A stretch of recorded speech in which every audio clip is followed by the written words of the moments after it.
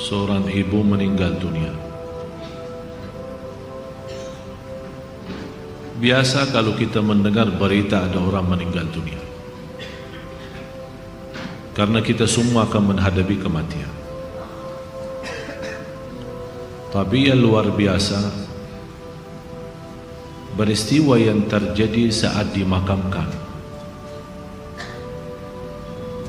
Anaknya menceritakan saat dimakamkan di antara kekuburan, begitu mendekati kuburan tempat ibunya, malah semua jamaah yang ada di saat itu sangat terasa harumannya kuburan itu. Harum sekali, keluar semacam wangi yang luar biasa, sampai orang pada pandangannya kepada yang lain, barangkali di antara jamaah yang membawa wangi-wangian yang bagus, tapi ternyata tidak, mengalir dari bawah keluar, sampai ada yang malah melihat asap-asapnya. Asap ini bukan asapnya kebakaran, tapi asapnya itu karena wangian dari masuk dari kuburan itu. Sampai dikuburkan, malah kata anaknya, begitu saya sendiri yang nurun memakamkan, mengkuburkan ibu saya, sampai saya dan tangan saya sendiri membawakan tanahnya menutupi kuburannya. Pulang ke rumah saya mandi dan mencuci tangan dengan sabun, tapi masih terasa tangan saya harumnya luar biasa, sampai tidak bisa kehilangan. 3 malam masih tersimpan harumnya itu. Saya bertanya lewat SMS, apa kelebihan ibu kamu? Dia bilang, ibu saya biasa, malah orang awam, bukan wanita yang apa gitu, awam-awam biasa. Tapi setahu saya, ibu tidak pernah tidur sebelum membaca surat Al-Mulk, Tabarakalladzi biyadihil mulk. Saya langsung menjawab, itulah yang Allah hantarkan kepada ibu kamu. Dan inilah berita gembira bagi kita semua, sesuai janjian Rasulullah sallallahu alaihi wasallam, 30 ayat syafa'at li sahibiha min azabil qabr. 30 ayat yang telah membawakan syafaat bagi orang diselamatkan dari siksa kubur.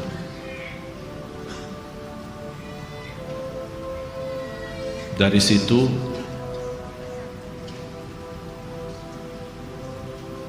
seperti kebiasaan, ambil wudu, saya witir duluan, kemudian tidur. Apa yang saya lihat dalam mimpi? Bapak ibu yang saya lihat, diri saya sendiri di dalam kubur. Sangat gelap, ngeri, malah terasa seramnya luar biasa, sampai tidak bisa saya bayangkan di saat itu. Tapi tiba-tiba sampai saya di situ merasa ketakutan dan kesepian, muncul sebuah cahaya di dalam kubur sendiri itu, dan saya berteriak, siapa kamu yang membawa cahaya itu? Dia langsung sendiri cahaya berkata, saya surat Al-Mulk, Tabarakalladzi biyadihi. Saya sendiri di malam itu tidak sempat membaca. Saya bangun kaget, saya ambil wudhu lagi dan membaca surat Al-Mulk, baru saya tidur lagi. Saya memberikan nasihat kepada semua jemaah yang hadir, tolong sampaikan pesan ini, jangan tidur belum baca surat Tabarak, karena kita tidak tahu kapan saatnya menghadapi kematian. Bisa jadi itu tidur kita adalah tidur yang terakhir dari dunia ini. Mudah-mudahan dengan kita mengkhatamkan hari kita dengan membaca surat Al-Mulk, Allah ampuni segala dosa kita, dan Allah harumkan kuburan kita menjadi taman dari taman surga. Al-Mulk surah yang luar biasa dahsyat. Saya mohon, biarpun ibu-ibu sedang halangan tidak salat, tetap mau tidur, ambil air wudu dan baca surat Al-Mulk. Baca surat Al-Mulk. Siapapun kiainya, siapapun ustaznya, siapapun doktor yang melarang kita sebagai wanita membaca karena lagi halangan, saya sekarang berkata, ibu-ibu sedang halangan, baca surat Al-Mulk. Karena saat kematian tidak akan bisa membedakan kita lagi suci atau lagi halangan, mati-mati.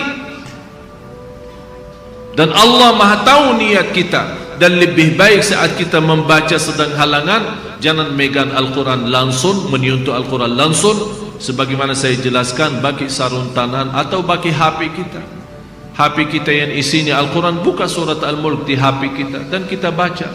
Karena di situ anda bukan megang Quran tapi megang HP. Begitulah kita rasakan. Kalau ya Allah, seandainya engkau mencabut nyawa saya di malam ini, saya sedang halangan, tapi ya Allah, saya membaca surat Al-Mulk. Niatkan diselamatkan ya Allah dari siksa kubur. Dan harus kita yakini, kita di umur kita di dunia kubur jauh lebih panjang daripada umur kita di dunia. Bisa malah ratusan tahun. Ada yang sudah di alam kubur 1000 tahun. Ada yang lebih, kira-kira bisa terbayang 1000 tahun. Apalagi umat yang terdahulu. Oleh karena itu jamaah sekalian, waspadalah, berhati-hatilah. Marilah kita sama-sama menjaga kebaikan itu.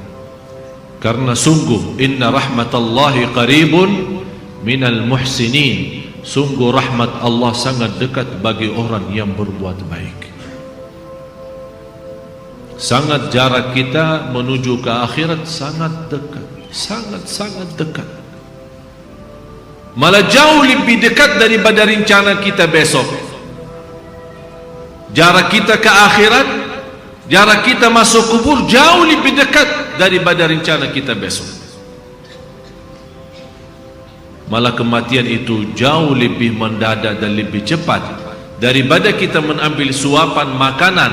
Belum kita sampai menantarkan, membawakan suap makanan sampai ke mulut kita, sudah dicabut nyawa kita.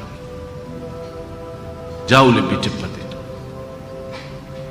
Oleh karena itu marilah kita sama-sama semua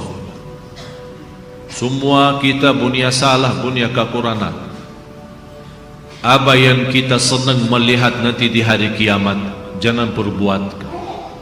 Apa yang kita ingin ketemu nanti di hari kiamat, silahkan. Apa yang kita takut dan malu dilihatkan oleh Allah nanti di hari kiamat, jangan berbuat. Dan apapun yang kita tulis, senang kita ditunjukkan oleh Allah, silahkan tuliskan.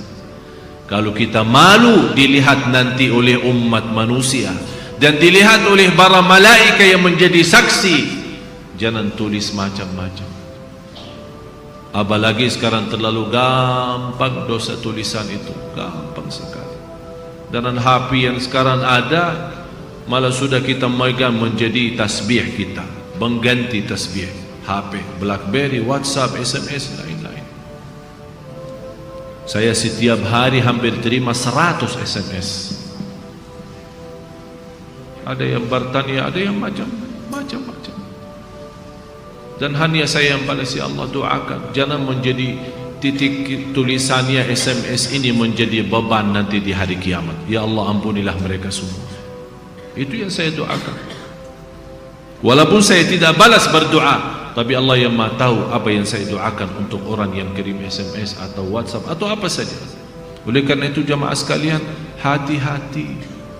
Bukan masalah sama saya, tapi masalah kita sama Allah. Selalu saya menyampaikan dan mengingatkan kembali, jangan lagi berkata saya tidak enak sama ustaz, saya tidak enak sama keluarga, saya tidak enak sama jamaah. Rubahkan kata itu, berkatalah saya tidak enak sama Allah, saya tidak enak sama Rasulullah sallallahu alaihi wasallam. Kalau memang kita ingin diselamatkan oleh Allah di akhirat, bagi saya dunia ini biar kita susah sepanjang hidup kita sampai mati susah, masih jauh lebih ringan susah dunia daripada nanti susah di akhirat. Harus menjadi tujuan kita akhirat, bukan dunia. Akan Allah datangkan dunia dan akhirat.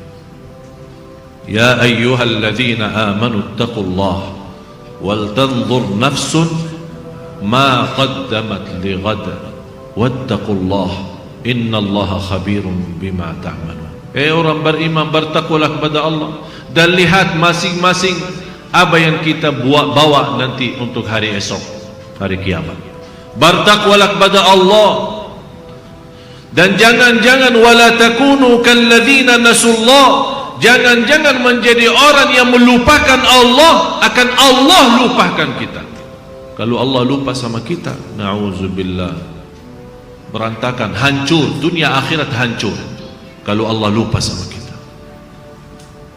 Maksudnya lupa Allah sama kita, artinya Allah tidak mau urus kita lagi, tidak mau bantu kita lagi, tidak menolong kita lagi, tidak mau perhatian kita lagi. Na'udzubillah. Kalau Allah tidak mau perhatikan kita, siapa lagi yang mau perhatikan kita? Kita semua tidak punya Allah yang maha adil selain Allah, tidak punya Tuhan yang maha kasih sayang selain Allah, tidak punya Tuhan yang maha menampun selain Allah. Biarpun dosa kita sepenuh bumi, tapi kita datang kepada Allah dengan ikhlas dan yakin diampuni dosa kita, dan kita berbuat kebaikan semampu kita, akan Allah ampuni dosa kita semua, biarpun dosa itu sepenuh bumi. Begitulah indahnya kasih sayangnya Allah.